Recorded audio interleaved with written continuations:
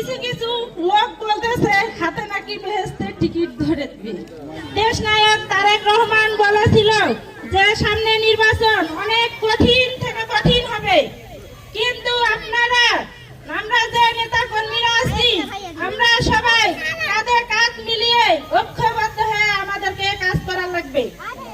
এবং আমাদের সামনে দেখা যাচ্ছে যে 3টা মাস আমাদেরকে মনে করতে হবে যে 3টা দিন আমাদের হাতে সময়। এই অল্প সময়ের মধ্যে আমাদেরকে কি করে কাজ করতে হবে, জনগণের কাছে যেতে হবে। আমরা নেতা কর্মীরা ঐক্যবদ্ধ হয়ে কাজ করব। এই আমাদের ইউনিয়নে কিছু কিছু লোক বলতেছে হাতে নাকি বেহেশতের টিকিট ধরে দিবে, কিন্তু দেখা যাচ্ছে বাঁচি থাকতে জনগণকে কিছু দিতে পারে না, তারা কি করে মরে গেলে দিবে।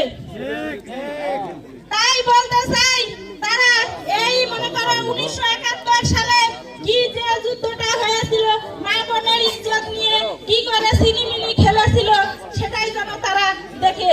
সংসদ ভবনে যেন এইটা